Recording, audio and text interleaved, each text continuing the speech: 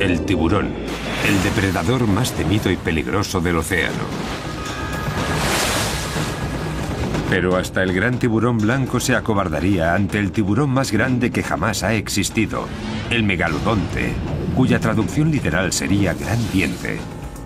Se trata de un tiburón prehistórico cuyas mandíbulas de unos 3 metros contaban con auténticas sierras en forma de dientes. Con estas mandíbulas, el megalodonte ocasionaba grandes daños a las ballenas más grandes del océano.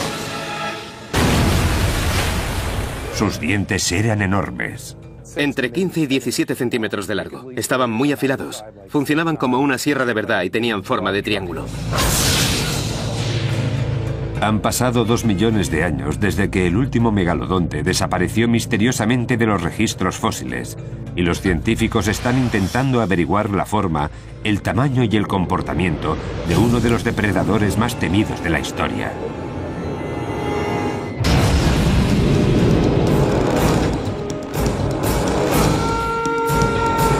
Depredadores prehistóricos, tiburón monstruoso. El 70% de la superficie terrestre está cubierta de agua. Quizá por eso fue precisamente en el agua donde aparecieron las primeras criaturas vivientes. Algunas de ellas eran grandes depredadores marinos. El calamar gigante, la pastinaca, los odontocetos y otros depredadores igualmente peligrosos vagaron por el mar durante mucho tiempo. Y 300 millones de años antes de que el primer tiranosaurio Rex diera su primer mordisco, un superdepredador acechaba ya las profundidades marinas, el tiburón.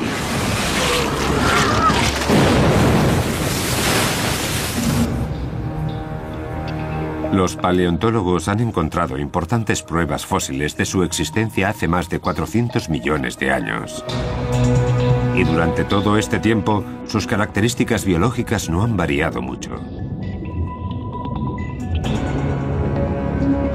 Si vieras un tiburón de hace más de 350 millones de años, sabrías de inmediato que se trata de un tiburón. Puede que presente algunas diferencias con la idea general que tenemos hoy en día del aspecto de un tiburón, pero no tendrías ninguna duda de que lo que tienes frente a ti es un tiburón.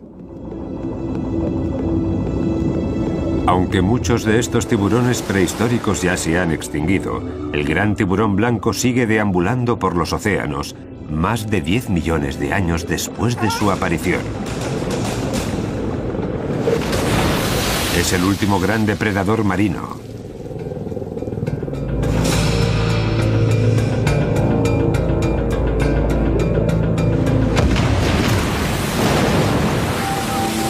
Pero hasta el gran tiburón blanco se acobardaría ante el tiburón gigante que surcó los 7 mares y que dominaba a todos los demás habitantes del océano. El megalodonte, cuya traducción literal sería gran diente. El megalodonte era un tiburón gigante que vivió desde hace unos 25 millones de años hasta hace aproximadamente unos 2 millones de años. Es el depredador oceánico más grande del que existen pruebas fósiles. Un depredador fantástico, enorme, gigante. Los mares no han conocido otro igual desde entonces.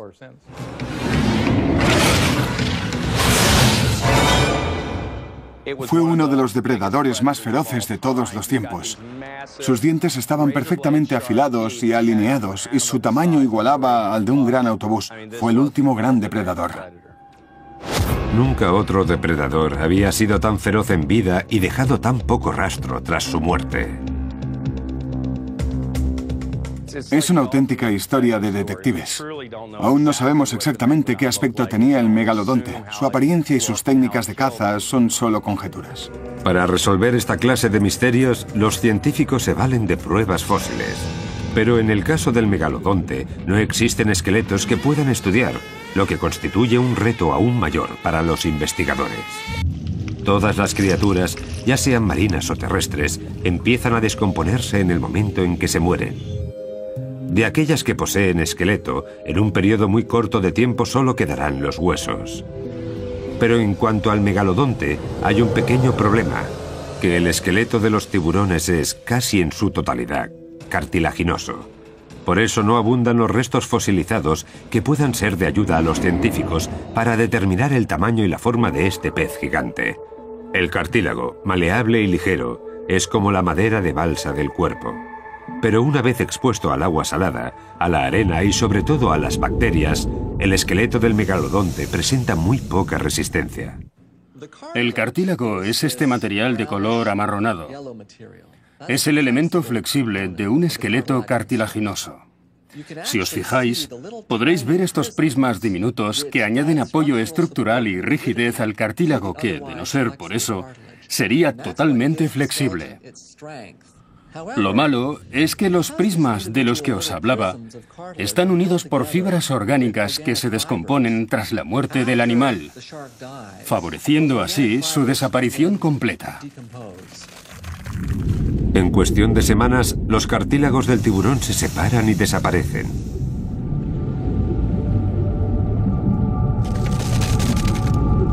Los dientes, que están recubiertos de un esmalte especial, son una de las dos partes que sobreviven del esqueleto. Estos enormes dientes son además muy largos. Los científicos los usan como bloques de cemento para reconstruir al monstruo marino. Las otras partes fósiles que se han recuperado pertenecen a pequeños huesos de la columna vertebral. Los acantilados de Calvert junto con la bahía de Chesapeake en Maryland son célebres por haber albergado fósiles de estos tiburones prehistóricos. Stephen Godfrey lleva más de 10 años buscando restos en esta zona. En todo ese tiempo no ha encontrado ni un solo diente de megalodonte. Es genial cuando baja la marea. Con la ayuda de Breton Kent, Stephen rastrea la zona en busca de pistas fósiles. Un diente de tiburón, uno pequeño. Sí. Y aquí hay algunos huesecillos. Parecen los de un tiburón de unos 3,5 metros. Hemos perdido el origen, pero tenemos una joyita. ¡Mira esto! Minutos después de comenzar la inspección de los acantilados, Stephen ve algo a 1 metro de altura. Nunca me había pasado nada igual. ¿Megalodonte? Vaya, no es que sea enorme, pero está en muy buenas condiciones y estaba justo aquí. Es genial. Se ven perfectamente los bordes dentados. Es perfecto, mira. Realmente perfecto. Mira esto. Vaya, es increíble. Increíble.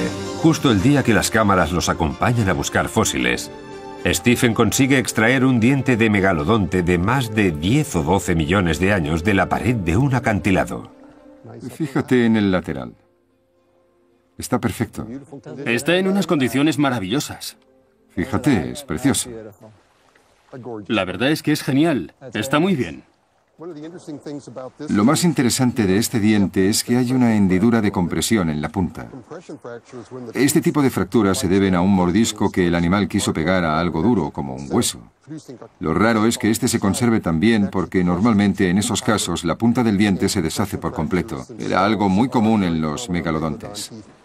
Las fracturas por compresión, así como otros accidentes violentos diversos variados de un mal mordisco a una presa, han hecho que los dientes de los tiburones evolucionaran durante los últimos 400 millones de años. Ahora renuevan su dentadura con frecuencia. En unos 25 años de vida, un tiburón llega a albergar alrededor de 20.000 dientes.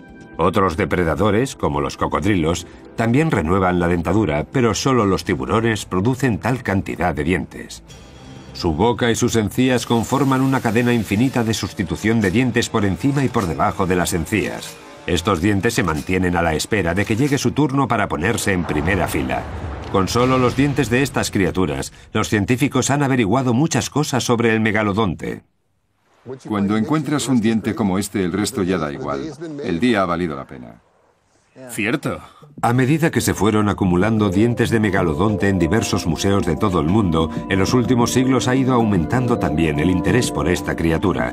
En 1909, ictiólogos y paleontólogos del Museo Estadounidense de Historia Natural de Nueva York trabajaron conjuntamente para reproducir lo que ellos creían había sido la mandíbula del último megalodonte. El resultado final causó una gran sensación y mostraba una inmensa mandíbula de unos 3 metros de altura de aterradores dientes extremadamente afilados. Sin embargo, aquella reconstrucción presenta graves errores que los paleontólogos siguen intentando subsanar aún hoy. El zoólogo y coleccionista de tiburones Gordon Hubel lleva 4 décadas dedicándose al estudio de los dientes y mandíbulas de los tiburones. A principios de 1900, cuando reconstruyeron la gran mandíbula del megalodonte, Además de tener problemas con la sujeción de los dientes en la estructura, no sabían la distribución dental del tiburón. Desconocían cómo debían estar colocados esos dientes y lo hicieron un poco al azar. Al construir la estructura, los científicos utilizaron los dientes más grandes de todos los restos fósiles que se habían encontrado en todo el mundo, y las dimensiones finales así lo reflejaron. La mandíbula era enorme. Aquel intento por mostrar a un antiguo habitante del planeta despertó la curiosidad de muchos. ¿Todos los dientes, tanto los de delante como los de atrás, eran así de grandes? Tampoco parecía real que un solo animal pudiera presentar tantos dientes en la boca. Aquella versión del megalodonte tenía más dientes que el tiburón blanco actual. Todas estas dudas alimentaron un debate aún mayor. ¿El tiburón blanco actual es el que más se parece en tamaño y forma al megalodonte? ¿Cuántas similitudes hay de verdad entre ellos? Ryan Johnson se dedica a estudiar al gran tiburón blanco en las aguas de la costa de Sudáfrica.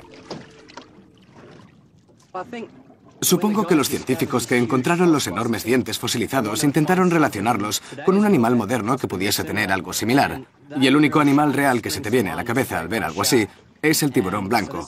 Supongo que por eso nos pasamos el tiempo comparando ambos animales, como si el gran tiburón blanco fuera en realidad una pequeña versión de lo que fue el megalodonte en los tiempos prehistóricos. El gran tiburón blanco se mantiene en un lugar privilegiado de la memoria de muchos marineros, pescadores y demás amantes del mar. El tamaño máximo que puede llegar a alcanzar un tiburón blanco es probablemente la duda sobre la que más han debatido en todo el mundo los biólogos especializados en tiburones. Si le preguntas a un pescador, seguramente te diga algo como: mi barco mide 6 metros y aquello se salía casi 1 metro para cada lado, así que mediría unos 8 metros. Y puede que no sea cierto. La verdad es que los tiburones blancos más grandes que se han conocido hasta ahora miden unos 6 metros de longitud y pesan alrededor de 1.800 kilos. Se cree que un megalodonte podía alcanzar entre 15 y 17 metros y pesar hasta 4,5 toneladas. Creo que la comparación entre ambas especies es bastante buena, pero no debemos olvidar que lo único que sabemos del megalodonte lo hemos averiguado exclusivamente por sus dientes. En mi opinión, la similitud principal entre los dientes del megalodonte y los del tiburón blanco no es tanto el tamaño, sino los bordes dentados en forma triangular, lo que nos muestra de inmediato que ambos tiburones no tragaban a sus presas de un solo bocado, sino que los desgarraban a bocados, y la presa tenía que ser muy grande. En 1988, el científico Gordon Hubel recibió una llamada de un colega suyo, también coleccionista de fósiles, para comunicarle el hallazgo de una mina de fosfato en Florida. Larry Martin había descubierto un grupo de 95 dientes de un solo tiburón megalodonte. Esta dentadura se convirtió en el santo grial de la investigación sobre esta especie marina. Acaban de descubrir buena parte del misterio que rodeaba a esta criatura monstruosa.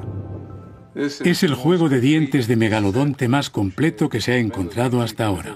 Para nosotros su importancia radica en el hecho de que cuando logremos recomponer la dentadura, podremos determinar si este animal estaba o no emparentado con el tiburón blanco, y si, por el contrario, pertenece a una rama distinta de tiburones. 80 años después de que hubieran reconstruido la primera mandíbula, los dientes con los que trabajaba Hubel era la clave para calcular el tamaño y la forma reales de aquel gran depredador que una vez surcó los mares.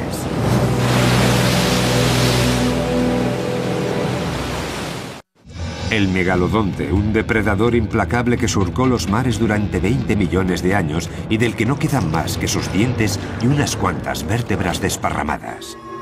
En 1988, Gordon Hubel ayudó a identificar el juego de dientes más completo de un megalodonte, pero ¿cómo encajaban todos esos dientes dentro de una sola mandíbula? Gordon no sabía qué contestar. Supuso 10 años de frustración, porque por aquel entonces no sabíamos qué apariencia tenía la dentadura de un megalodonte. Por lo que cada vez que venía a visitarnos algún científico o simplemente alguien que quería ver los dientes, le pedíamos al visitante que los colocara como él creía que debían de estar. Uno de los rasgos más característicos del tiburón blanco actual es que su tercer diente sobresale con respecto a los demás. Eso era exactamente lo que nos despistaba. Al final nos dimos cuenta de que el megalodonte pertenecía a una línea evolutiva totalmente distinta y de que no tenía ese tercer diente prominente, ese diente un poco inclinado, sino que ese diente en cuestión no se diferencia casi nada de los demás frontales. Fue entonces cuando empezaron a encajar las piezas. En la mandíbula superior hay 24 dientes, en la inferior 22. Además de los 46 dientes perfectamente visibles, hay otros 200 escondidos en fila a la espera de salir al frente algún día para tomar parte en la cruenta lucha por la supervivencia. En la actualidad hay varios científicos y museos interesados en colaborar con los conocimientos ya adquiridos para la recreación total de una dentadura de megalodonte. Un coleccionista de fósiles, John Baviers, posee una colección increíble de dientes de megalodonte. Con la ayuda del restaurador Brad Archer se dispuso a reconstruir una mandíbula completa de este antiguo habitante marino. Nadie se ha embarcado hasta ahora en un proyecto similar, al menos no en uno de estas dimensiones. Baviers y Archer trabajaron con ahínco para averiguar la forma y la colocación de los dientes superiores e inferiores con la ayuda de varios modelos y fotografías de la mandíbula de tiburones blancos y de reconstrucciones de megalodontes. Al principio pensamos que no nos iban a caber tantos dientes porque eran demasiado grandes y no había espacio en una sola mandíbula, a no ser que el tiburón solo tuviera 4 en cada mandíbula, pero sabíamos que eso no era cierto. Primero lijan los dientes con cuidado, después los agujerean un poco por abajo y les insertan un alambre metálico. Con este último lo enganchan al molde de la mandíbula. Pero aún así necesitarán ayuda para colocarlos. Para ello solicitaron la colaboración de Gordon Hubel y sus amplios conocimientos sobre la materia con el objetivo de, entre los tres, organizar los dientes cuanto antes. Analizamos todos los dientes de que disponíamos y después los fuimos juntando tanto como podíamos. En septiembre de 1994 las mandíbulas estaban terminadas. Los tres hombres subieron la gran reconstrucción a una furgoneta y la trasladaron al Museo del Estado de Arizona. El resultado asombroso. A pesar de no alcanzar las dimensiones de la que se había reconstruido en Nueva York en 1909, no cabía duda de que el animal en cuestión tenía que haber sido inmenso para poder albergar una dentadura semejante. Esta boca tiene unos 2,30 metros de altura y unos 2,80 metros de ancho. Y en total tiene unos 254 dientes, todos ellos reales. Una vez que los científicos habían logrado hacerse una idea del tamaño de los dientes y la mandíbula del megalodonte, pasaron a calcular las supuestas dimensiones del resto del cuerpo. El esqueleto que se encuentra en el Museo Marítimo Calvert refleja la estructura que debería poseer un megalodonte para poder soportar unas mandíbulas como las que hemos visto. El siguiente paso consistiría en crear una representación de la bestia marina. ¿Qué aspecto tendría una criatura de este tamaño si os la encontraseis nadando en vuestra dirección? Michael Godfrey, que ya había trabajado con este esqueleto, creía que ahora sí podía especular sobre el aspecto general del megalodonte y conjuntamente con Jim Melly, maquetista de animales, creó una maqueta de megalodonte. Este tipo de obras nacen de la comunión perfecta entre la ciencia y el arte. Se parte de información científica y se obtiene una escultura. En la actualidad, hay una réplica de un megalodonte de 15 metros, colgando en el Museo de Historia Natural de San Diego. Tras la investigación, tras haber trabajado con estas maquetas, con los dibujos, con las especies actuales, ahora podemos decir que hemos obtenido un resultado preciso. Estamos ante la reconstrucción más exacta biológicamente hablando de lo que pudo ser un megalodonte. A partir del primer diente de megalodonte encontrado hace ya muchos años, los científicos han logrado crear una representación asombrosa de una criatura monstruosa, con cientos de dientes listos para infligir un daño mortal a sus presas. Una boca de casi 3 metros de ancho y 2 de alto. Un cuerpo de más de 15 metros de longitud. El megalodonte era enorme y si tenemos en cuenta las dimensiones de los fósiles encontrados y de la reconstrucción que hemos logrado, podría decir que el peso total del animal ascendería seguramente a las 50 toneladas. Ciertamente un animal enorme. La pregunta ahora ya no era qué aspecto tenían el tiburón y sus mandíbulas, sino más bien cómo trabajaban estas. Los científicos estudian el comportamiento del gran tiburón blanco actual para hacerse una idea del que presentaba el megalodonte en sus tiempos. Creen que ambos tiburones utilizaban las mismas estrategias para impulsarse, para cazar, para desgarrar a bocados a sus presas. Para hacernos una idea más exacta, salimos de excursión con Ryan Johnson a las aguas de la bahía Mossel, Sudáfrica, infestada de tiburones. Mira ese de ahí.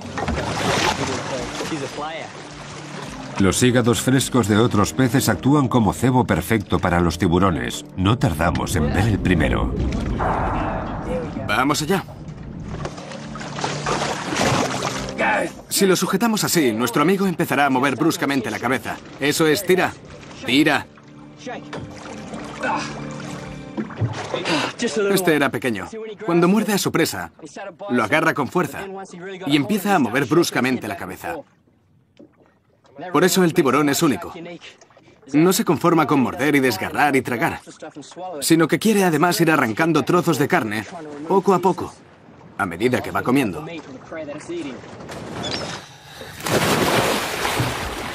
Para Ryan no es suficiente observar con cautela desde la cubierta del barco. Por eso decide acercarse al gran tiburón blanco y comprobar de primera mano sus métodos.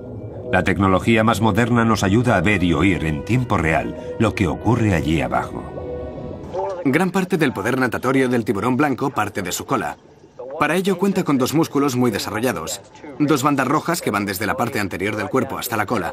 Funcionan como si se tratara de dos pistones que se mueven de adelante a atrás y convierten al tiburón en uno de los nadadores más rápidos del océano.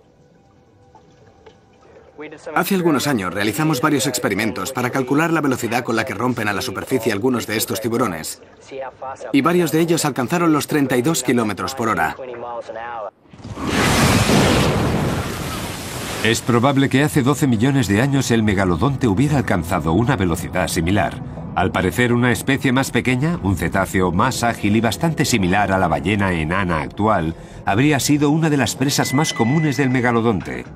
Y aún así habrían supuesto un gran reto para la habilidad del antiguo tiburón. Esta ballena medía alrededor de 1/5 parte de la longitud de un megalodonte adulto, pero habría pesado unos 9.000 kilos. Gracias a los músculos de su cola, el gran carnívoro de 15 metros de longitud se abalanzaba sobre su presa cerca de la superficie. Aunque la ballena no sería capaz de alcanzar la velocidad punta del megalodonte, sí era igualmente muy ágil, lo que no impedía que gracias a la potencia y a la velocidad que alcanzaba aquel monstruoso tiburón, este fuera capaz de salir a la superficie de un gran salto con una ballena de 9 toneladas en sus fauces. En cuestión de segundos, la cena estaba lista. El megalodonte no dejaba lugar a dudas. Su fuerza y su agilidad lo proclamaban el rey de los océanos de todo el mundo. El megalodonte fue el rey de los mares durante casi 20 millones de años. Pero incluso los superdepredadores han de seguir la línea evolutiva si quieren mantener su linaje generación tras generación. Los científicos creen que, al igual que el tiburón blanco, el megalodonte prehistórico también daba a luz. Y probablemente una sola cría cada vez. Hay que tener en cuenta que, dadas las dimensiones del megalodonte adulto, es probable que una cría recién nacida midiera ya entre 2 y 3 metros, que no está nada mal. Y las crías nacían ya con hambre.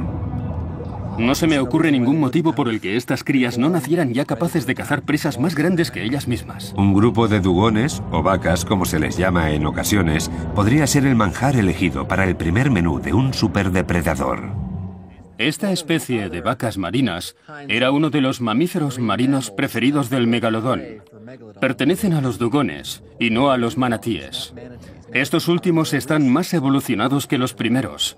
La cola de los dugones se parece más a la de los delfines, al contrario que la de los manatíes, que es mucho más similar a la de los castores. Un dugón adulto puede medir hasta 3,5 metros de longitud, mientras que una cría de megalodón alcanza al nacer los 3 metros. Teniendo en cuenta estas dimensiones, podría parecer que la cría de tiburón estaría en desventaja, pero el tamaño no es el único elemento de la ecuación. Son animales extremadamente lentos. Esta es la fracción de una costilla de dugón, muy pesada y densa. Si os fijáis, veréis la marca de un mordisco que la atraviesa. Obviamente esa marca pertenece al mordisco de un tiburón muy grande. La cría de tiburón hambrienta avanza decidida. Un dugón joven y pequeño reacciona tarde y el tiburón se hace con él. La primera de muchas presas. Ahora los científicos quieren averiguar cuál era la esperanza de vida de estos tiburones gigantes. En el laboratorio paleontológico del Museo de Historia Natural de Florida, Bruce McFadden y sus estudiantes están investigando la esperanza de vida y los hábitos alimenticios de estos tiburones prehistóricos. Para ello estudian los anillos de crecimiento que quedan marcados en las pocas vértebras de megalodonte que se han encontrado hasta ahora. Esta es una de las técnicas de investigación más prolíficas para conocer mejor a estas bestias marinas. Contamos las marcas como otros científicos cuentan las de los árboles. La sección inferior de la vértebra de un tiburón se conoce bajo el nombre de centrum. En el megalodonte estas partes son bastante escasas. Los científicos estudian las pocas muestras disponibles para intentar aprender más cosas sobre este monstruo prehistórico. La mayoría de las muestras que hemos estudiado nos indican que el megalodonte vivía entre 25 y 40 años, aunque podría haber vivido más tiempo porque no tenía depredadores conocidos. Se calcula que un megalodonte necesitaría entre 600 y 1200 kilos de carne al día para sobrevivir, por lo que un animal con tanta energía como este tenía que disponer de muchos peces y mamíferos marinos a diario. No sabemos exactamente de qué se alimentaban. Tampoco importa mucho. Lo que está claro es que estos tiburones enormes pasaban gran parte de su tiempo buscando comida sin parar. Y 15 millones de años después, los océanos del Mioceno se llenaron de nuevas especies marinas que servían de alimento para el gran megalodonte, ballenas, delfines, dugones, tortugas de mar y grandes cantidades de peces inundaron las costas de todo el mundo. Seguramente el megalodonte se los comía a todos.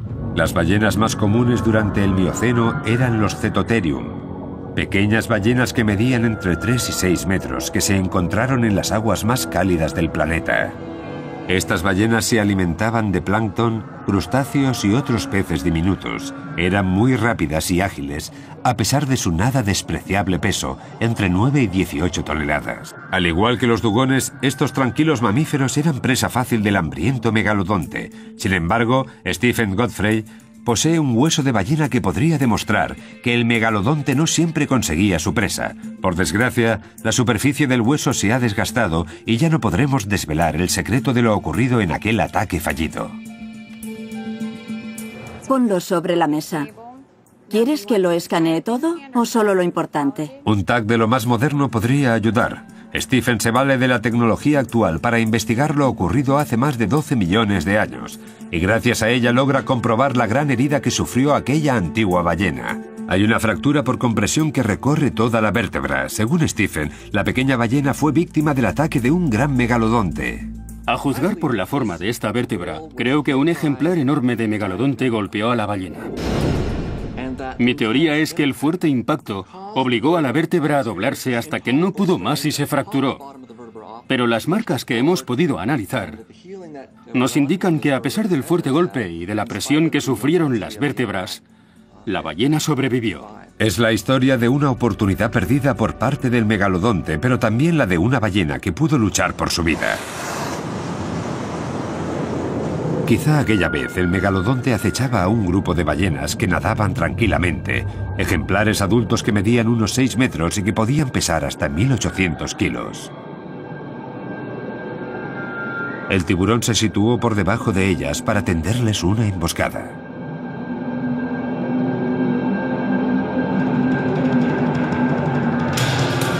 Pero las ballenas dudaron y el tiburón falló en la trayectoria. Las fauces del megalodonte no alcanzaron su objetivo y su cabeza se estrelló contra el lomo de la ballena. Como muestra el TAC, esta vez la ballena, que tuvo mucha suerte, pudo escapar. En la mayoría de los casos son presa fácil para el tiburón.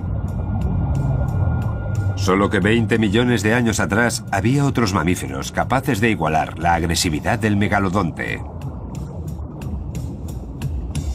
Este es el cráneo de una ballena antigua que recibía el nombre de escualodón y que poseía la habilidad de la ecolocalización. Seguramente también eran de los grandes depredadores de la época. Podría haber sido un gran contrincante del megalodonte. No alcanzaban el tamaño de aquellos tiburones, pero no se quedaban muy atrás. Podían medir entre 7 y 9 metros, que no es poco. El escualodón era un depredador feroz como lo son hoy en día las orcas. Para intentar comprender el comportamiento de animales que ya se hayan extinguido, no nos queda más remedio que mirar a los que aún tenemos presentes. En el caso de los antiguos escualodones, centramos nuestra atención en las orcas actuales. Sabemos que algunas ballenas sí atacan a tiburones. No son estos últimos los únicos que inician las peleas.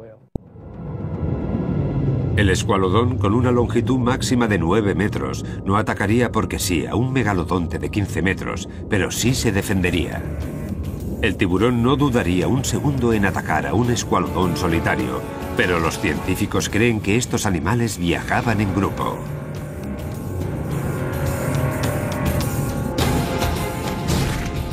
Como el escualodón era un animal que tenía una gran dentadura, seguramente fuese un animal de gran inteligencia.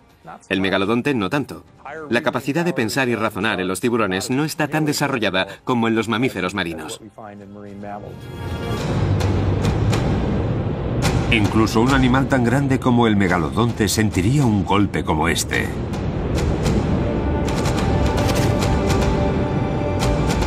Y está en desventaja numérica. Puede que el primer escualodón no sobreviva al ataque. Pero el megalodonte sufrirá en sus carnes las heridas de una dura batalla. Sus cacerías no siempre terminaban bien. Como cualquier otro depredador, solo un porcentaje de sus ataques concluían con un buen atracón de carne fresca. Pero puede que los escualodones y los dugones no fueran el menú de cada día, como sí ocurría con otras especies. Durante el Plioceno, las zonas costeras recibían la visita de grandes grupos de ballenas muy grandes. Aquellos días en los que el megalodonte quería 2 platos y postre, seguramente se atreviera a atacar a un animal aún más grande que él mismo.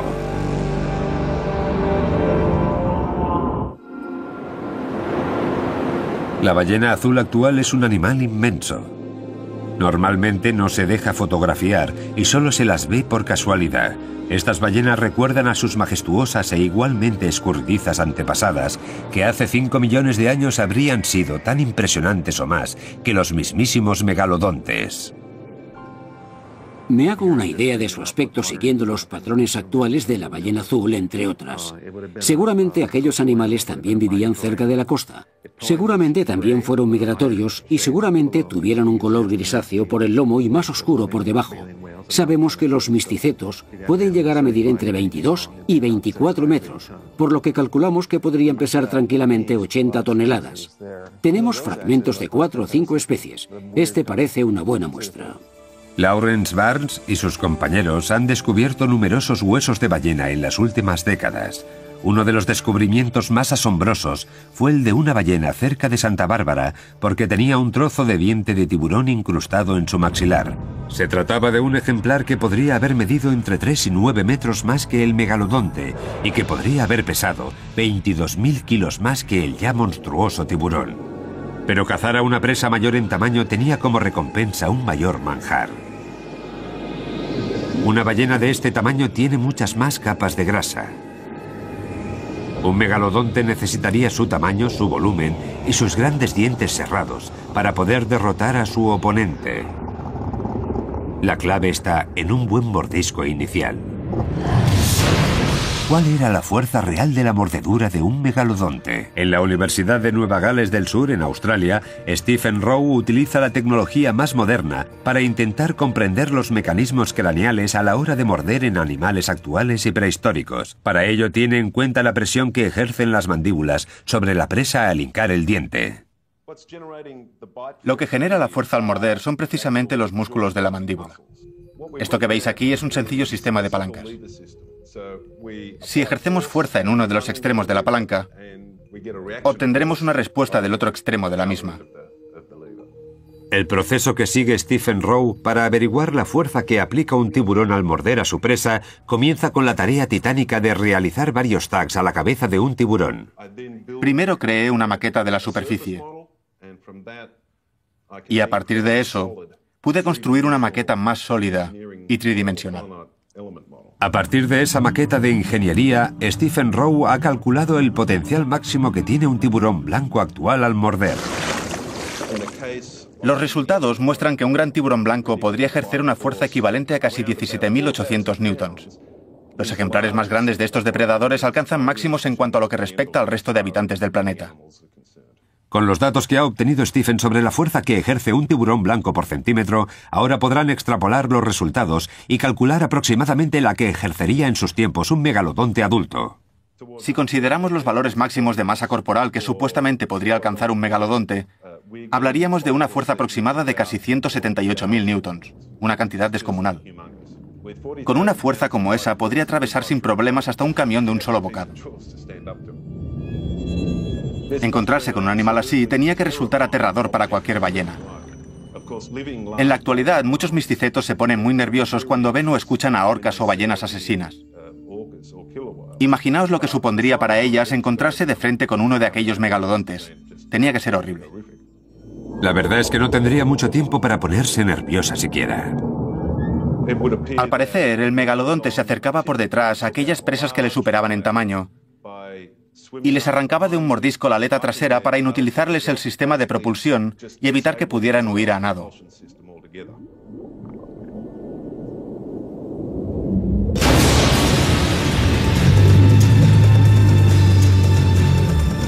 La ballena moriría irremediablemente. Se desangraría porque el mordisco le habría roto una arteria.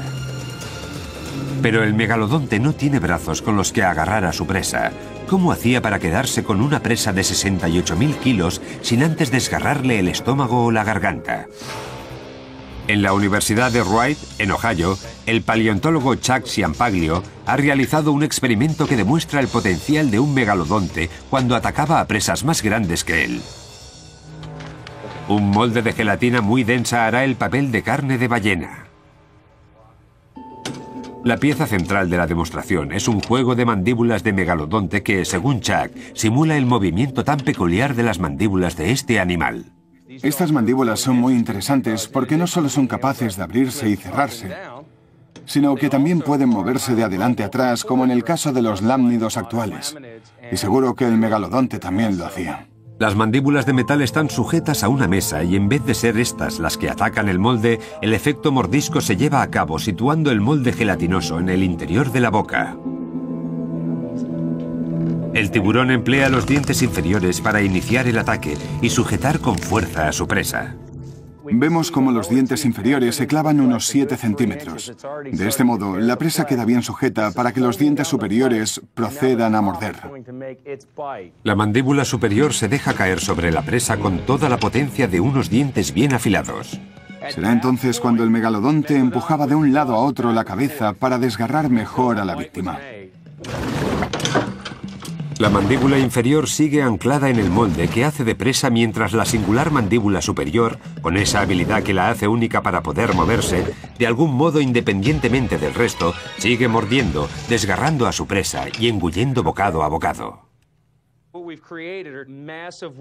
En estos momentos la presa está gravemente herida.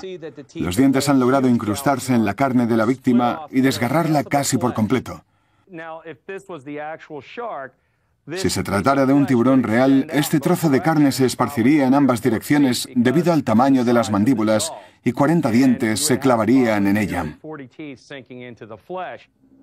Las mandíbulas mecánicas no dejan lugar a dudas. La combinación de una dentadura poderosa y un mecanismo único para cortar resulta mortal. Y las ballenas de Santa Bárbara lo vivieron en sus propias carnes. En cuestión de minutos, estas ballenas se habrían convertido en un cadáver flotante en dirección al sur de la costa californiana. Un día más, el megalodonte había encontrado un buen y suculento manjar. Pero por desgracia para él, en el Plioceno la temperatura del agua empezó a descender considerablemente. Con ello, el número de ballenas también. Y el reinado del megalodonte como el superdepredador más peligroso de todos los tiempos empezó a peligrar. El megalodonte desapareció durante el Pleistoceno, hace unos 2 millones de años. Los científicos no están muy seguros aún de por qué el depredador número 1 de la lista llegó a su fin tan rápido. La extinción ha sido siempre uno de los temas que más nos ha fascinado. No solo nos llama la atención cómo viven las demás especies del planeta, sino también cómo mueren y cuándo y por qué desaparecieron. Solemos asumir que la culpa de que una especie se extinga es del propio animal que desaparece, o bien porque no logró adaptarse a los cambios, o bien por alguna otra razón negativa. Pero no siempre es así. Obviamente todos queremos alargar nuestra existencia. ¿Qué le ocurrió finalmente al gran tiburón? ¿Puede que surgiera otro superdepredador como las orcas que pudiera con el megalodonte? También existe la posibilidad de que el culpable fuera un cambio climático. Los científicos se han percatado de que en los últimos 6 millones de años no solo han desaparecido especies como el megalodonte, sino que además la temperatura de los océanos ha descendido considerablemente, lo que podría haber afectado negativamente a un tiburón que estaba muy acostumbrado a moverse en aguas cálidas. Los paleontólogos saben también que durante el Mioceno la población de ballenas desapareció paulatinamente para ir dando paso a especies de ballenas más grandes, ballenas que podrían haber migrado al norte en busca de aguas más frías. Una de las posibles causas de la extinción del megalodonte podría haber sido el hecho de que las ballenas empezaran a migrar para pasar el verano en zonas más frías, dificultando la alimentación de los tiburones de entonces. A mediados del Plioceno, y al no tener acceso a presas grandes durante todo el año, el megalodonte podría haber empezado a sentir mucha hambre. Al desaparecer casi 3/4 partes de las especies de ballenas existentes en aquel momento, desapareció también la mayor fuente de alimento del megalodonte. El gran tiburón empezó a sentirse desesperado para encontrar comida. El canibalismo es siempre una posibilidad en animales de estas dimensiones y podría haberse acentuado a medida que el alimento escaseaba. Algunos científicos han encontrado dientes de ejemplares pequeños de megalodonte junto a restos de otros mamíferos marinos que solían ser presa del gran tiburón. Se especula que las crías de megalodonte se convertían en ocasiones en presa de los adultos hambrientos de su misma especie. El cierre del estrecho entre las Américas pudo haber afectado también a los patrones migratorios de algunas especies. La desaparición del paso entre América Central y Sudamérica y su relación con cambios en el comportamiento de algunas especies ha estado siempre presente en las investigaciones científicas. Estudiamos especies modernas como el cachalote, entre otras, porque habitan tanto el Atlántico como el Pacífico. Y la pregunta es, ¿emigran de un lado a otro del continente sudamericano o evolucionan muy lentamente? No se sabe con certeza si el cierre del Istmo de Panamá afectó o no al megalodonte. Los científicos aún siguen buscando pistas sobre este animal y su desaparición en estudios realizados al gran tiburón blanco.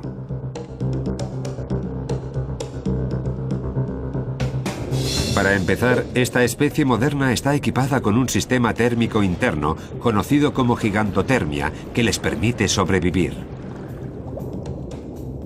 La mayoría de los peces son animales de sangre fría, pero el tiburón blanco no. Es capaz de elevar su temperatura corporal por encima de la del agua, uno de los rasgos que había caracterizado a los mamíferos.